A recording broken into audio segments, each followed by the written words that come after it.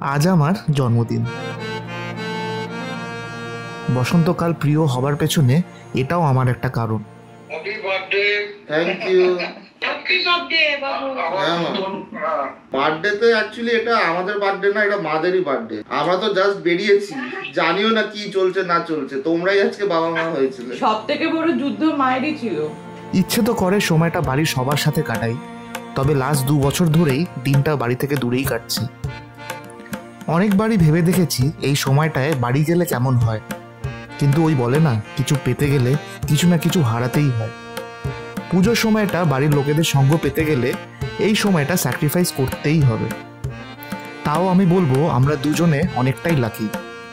আমরা একসাথে থাকি বলে অনেক সময় এই মন খারাপগুলো একে অপরকে বুঝিয়েই কেটে যায়। তবে আজকাল এই জন্মদিনগুলোয় আমরা নিজেদের পছন্দের কাজগুলো করে বেশ ভালোই আনন্দে কাটাই। আমার কাছে সেই পছন্দের কাজটাই হলো আপনাদেরকে গল্প বলা এবং দেখানো। তাই ফিরে এলাম আপনাদের সামনে একটা নতুন গল্প নিয়ে। ওয়াকি অ্যাডভেঞ্চার প্রেজেন্টস আমেরিকায় বসন্তের 3য় এবং লাস্ট এপিসোড। তবে মৌসম গল্পটা এডিট করছে করুক, আমি চলে এলাম ন্যারেশন দিতে। ওর জন্মদিন, ওকেই এত খাটালে চলে? চলুন গল্পটা এবার আমি শুরু করি। যখন দিনটাই মৌসমের জন্মদিন, গল্পের শুরুটাও মৌসমকে দিয়েই হওয়া উচিত। না না, ভুল বুঝবেন না, মৌসম বলতে আমি ওয়েদারের কথা বলছি। তাই এই গল্পের প্রথম পর্বের নাম দিয়েছি মৌসম কি জানকারি।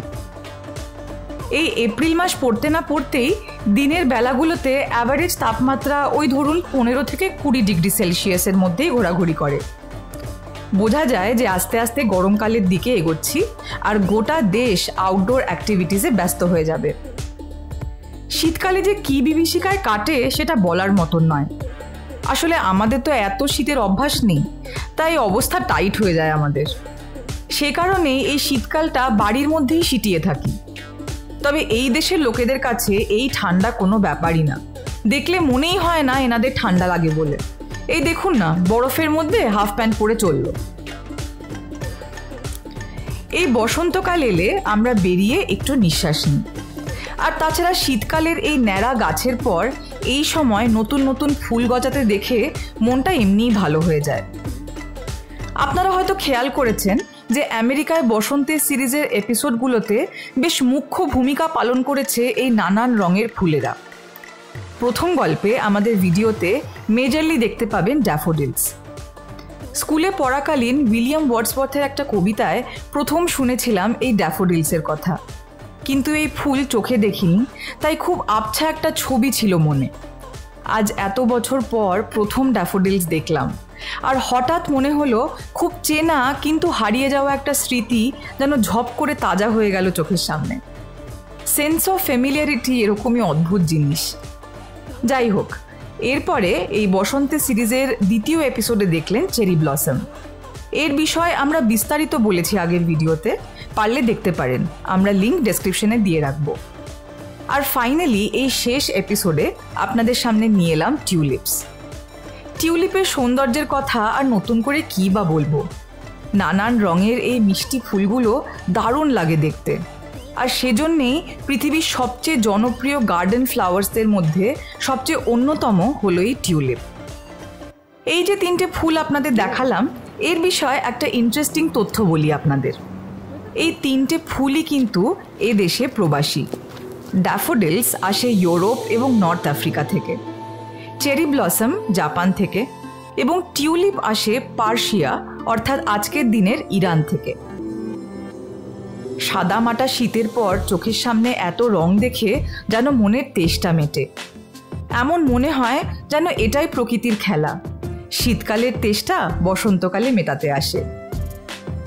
এই দেশে মোটামুটি 4টে সিজন। এই সময়টায় মানে মার্চ থেকে মে হলো স্প্রিং। এই মে মাসটা এখানে খুব অদ্ভুত। এখানকার লোকেরা বলে the month is called May because it may be cold, it may be hot or it may rain. অর্থাৎ খুবই কনফিউজড হয়ে থাকে এই সময়কার ওয়েদার। তারপর জুন থেকে অগস্ট থাকে সামার। ঠান্ডার দেশ বলে ভাববেন না যে গরম সেরকম পড়ে না, বেশ ভালো গরম পড়ে জুলাই অগস্ট মাসে। তবে 2 মাস ইন্ডিয়ার মতন ওয়েদার পেয়ে আমাদের ভালোই লাগে। দেশ থেকে আনা সুতির জামা কাপড়গুলো এই সময় সুটকেস থেকে বের হয়। এরপর সেপ্টেম্বর থেকে অক্টোবর শুরু হয়ে যায় অটম, বা যেটাকে এখানে বলে ফল। এই সময় গাছের পাতায় সবুজ থেকে নানান রকম রং ধরে। ফল সিজনের অপূর্ব প্রাকৃতিক সৌন্দর্য আমরা আমাদের একটা গল্পে ধরার চেষ্টা করেছি, চাইলে সেটাও দেখতে পারেন, লিঙ্ক ডেসক্রিপশনে দেওয়া রইল। আর finally late November to February হলো উইন্টার, যখন হাড় কাঁপানো ঠান্ডা পড়ে যায়। ব্যাস 4টে সিজনে বছর শেষ। কি ভাবছেন বর্ষাকাল কই গেল? এখানে বর্ষা ভারী খামখেয়ালি, তার যখন ইচ্ছে হয় সে তখন বর্ষিত হয়। সবচেয়ে বিরক্ত লাগে শীতকালে বৃষ্টি। আমেরিকার ওয়েদারের এই একটা জিনিসের সাথে আজও আমাদের মানিয়ে নিতে বেশ অসুবিধে হয়। এই ছিল আমাদের মৌসম কি জানকারি পর্বতে। ফিরে আসি আবার এই মৌসুমের দিকে। শুরু করছি এই ভিডিওর দ্বিতীয় পর্ব। আজ যখন ওর জন্মদিন, তখন নতুন একটা কিছু তো কিনতেই হয়। এই যে তোর ইউনিফর্ম জ্যাকেট। ইউনিফর্মের কি আছে? জ্যাকেটটা কত ভালো জানিস? হ্যাঁ সেটা জানি, স্কুলে থাকতে কিনেছিলি বোধহয় এটা। কলেজ হবে। তবে জ্যাকেটটা কিচ্ছু হয়নি, এখনো একদম পারফেক্টলি ফাইন। কিন্তু আমাদের চোখ পচে গেছে এই জ্যাকেটটা দেখতে দেখতে। It's time for a new look. চলো। এই যে জ্যাকেটটা দেখছেন, এই জ্যাকেটটা না জানি ওর কোন বয়সে কেনা। নো ডাউট কোয়ালিটি খুবই ভালো, তাই এতদিন টিকেছে।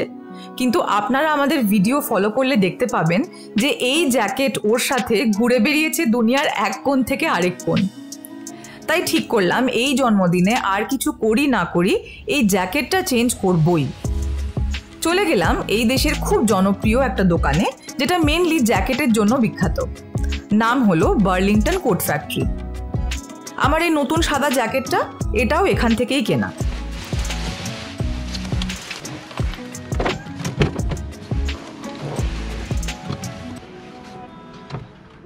বাইরে এখন ভালোই ঠান্ডা, আর একজন বীর পালোয়ানের মতো ক্রক্স পরে কোনো মোজা ফোজা ছাড়াই চললো। মোটেই ঠান্ডা না, এই যে ভেতরে ঢুকে যাবো, ভেতরে হিটার চলছে, এইটুকুনি খালি গাড়ি থেকে বেরিয়ে ঢোকা। তোর এখন ঠান্ডা লাগলেও তুই বলবি না। তবে এসে গেছি এইটাতে।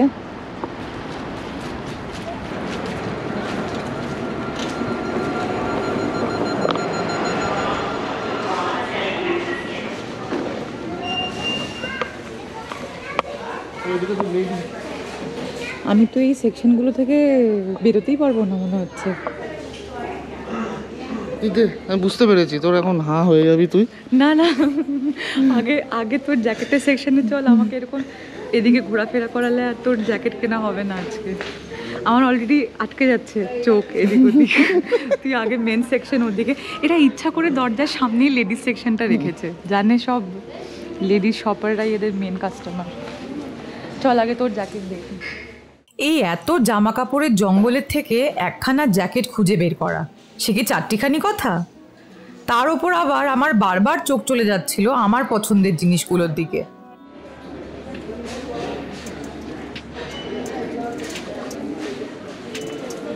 জন্মদিনটা কার, আমার না তোর? তোর তোর চল তোর জ্যাকেটগুলো দেখি। তুই বেকার আমাকে কেন এগুলোর মধ্যে ঢোকাচ্ছিস? আমি আর বেরোতে পারবো না এখান থেকে। একটু লোভ দেখাচ্ছি তোকে। না, আজকে তোর জ্যাকেটই কেনা হবে। কিন্তু জায়গাটা কোথায়? আগে এদিকে ছিল। ও সব চেঞ্জ করে দিয়েছে, ইচ্ছা করে করে এটা। ও মেনটা ওইদিকে করে দিয়েছে। কিন্তু কেন দেখছিস? আমি এগুলো কিনবো তোর মনে হয়? এটা দেখতো না, এটা এর মতন না। এটা ওয়েদার প্রুফ, মানে ওই রেনকোট কাম এরম টাইপের একটা, খুবই হালকা। এটা ওয়েদার প্রুফ। দেখি পরে দেখি ভাই। এই খারাপ লাগছে না, ভাল লাগছে দেখতে, বেশ ব্রাইট ব্রাইট লাগছে। একবার আয়নায় দেখো না, পরে এখানে আয়না।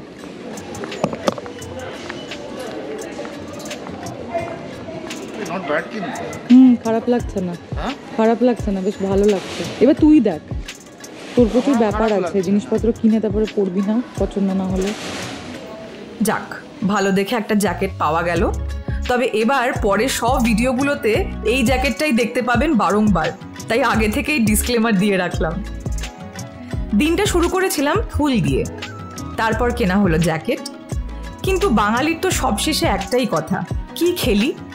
তাই আমরা ফাইনালি এসে পৌঁছাই এই গল্পের তৃতীয় এবং শেষ পর্বে।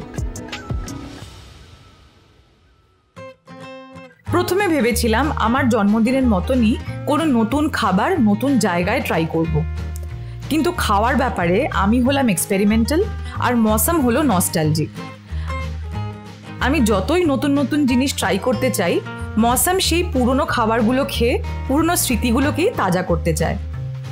জিজ্ঞেস করতে ও এমন একটা খাবার খেতে চাইলো যেটা কলকাতার যে কোনো রেস্টুরেন্টের মোস্ট কমন এবং অ্যাভেলেবল ডিশ, চিলি চিকেন। তবে কলকাতার কমন ডিশ হলেও এই দেশে এ খুবই আনকমন।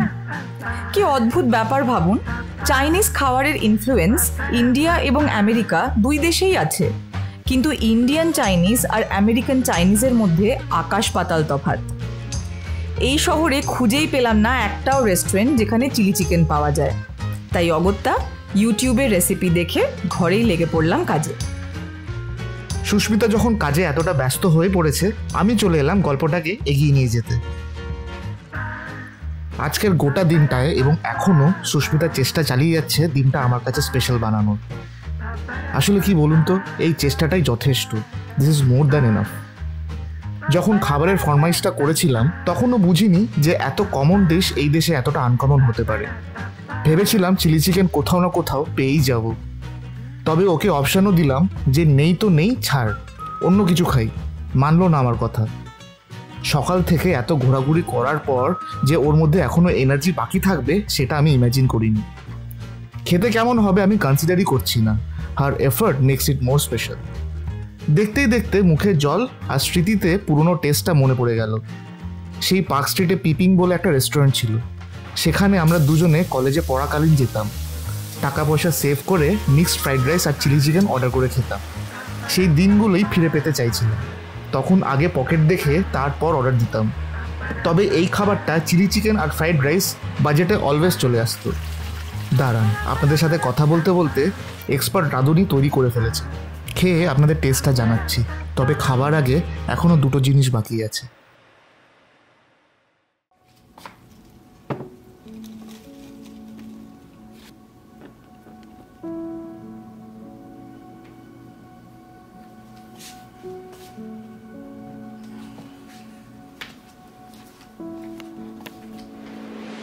এই যে বসে আছে ঘরের মধ্যে, নতুন জ্যাকেট পরে বসে রয়েছে। তো জন্মদিন তো নতুন জিনিস পরতে হয়। সেই তো। কেক কে কাটবে? আবার কি আমি কাটবো? চলো, এটা হচ্ছে তিরামিসু, এটা একটা ইটালিয়ান ডেজার্ট। বাহ, আমরা হচ্ছি ইন্ডিয়ান, আছি আমেরিকা, আর খাবো ইটালিয়ান ডেজার্ট। বাহ, সেই ব্যাপার। Good birthday. যাই হোক, শুরু করি। Yes, clap clap clap clap clap. চল এটাকে খোল। Happy birthday to you, happy birthday dear Mousam, happy birthday to you. এ এমন কেক যেটার জন্য চুরি লাগবে না, চামচ দিয়ে কাটা যাবে। May god bless you. Om Shanti. ভালো, তোকে তো খাওয়াই।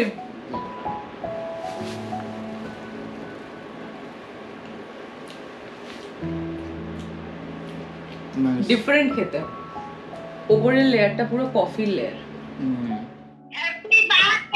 থ্যাংক ইউ, তুমিও আমার প্রণাম নিও। হ্যাঁ, thank you, thank you, thank you. কেমন হয়েছে খেয়ে বল। লাভলি। হ্যাঁ, দারুণ হয়েছে, very good, thank you. Welcome Masu. এই খেতে খেতেই দিনটা শেষ হলো, আর তার সাথে আমেরিকায় বসন্ত সিরিজটা। যেমনটা সুস্মিতা প্রথমেই বলল, শীতের পর বসন্ত আসাটা এক রকমের ওয়েলকাম চেঞ্জের মতো। কঠিন দিনগুলো পেরিয়ে আসে সুখের দিন। কিন্তু বাড়িতে কথা বলে জানলাম যে এই বছর বসন্ত শুধুমাত্র দোলযাত্রা অবধি সীমিত ছিল। এই এপ্রিল ফার্স্ট উইকের মধ্যেই গরমে লোকেদের অবস্থা খারাপ। দাদু দিদিমাদের জিজ্ঞেস করলে বলে ওনারা বসন্তকাল ফেব্রুয়ারি এন্ড থেকে অলমোস্ট পয়লা বৈশাখ অবধি দেখতে পেত। তাহলে আমরা কি দোষ করলাম? আসলে ভিকটিম আর কালপ্রিট দুটোই যে আমরা, সেটা আমরা এখনো না বুঝলে এই বসন্তকাল শুধুমাত্র এই ভিডিও অবধি সীমিত রয়ে যাবে। চলুন, দিনটাও শেষ, গল্পটাও এখানেই শেষ করছি। আমেরিকায় বসন্ত সিরিজটা আপনাদের কেমন লাগলো কমেন্টে লিখে অবশ্যই জানাবেন। ভিডিও ভালো লাগলে একটা লাইক আর শেয়ার করে দেবেন বন্ধু বান্ধবদের সাথে। ফিরে আসবো আবার একটা নতুন গল্প নিয়ে খুব শিগগিরই। Till then, stay happy, stay safe, good bye.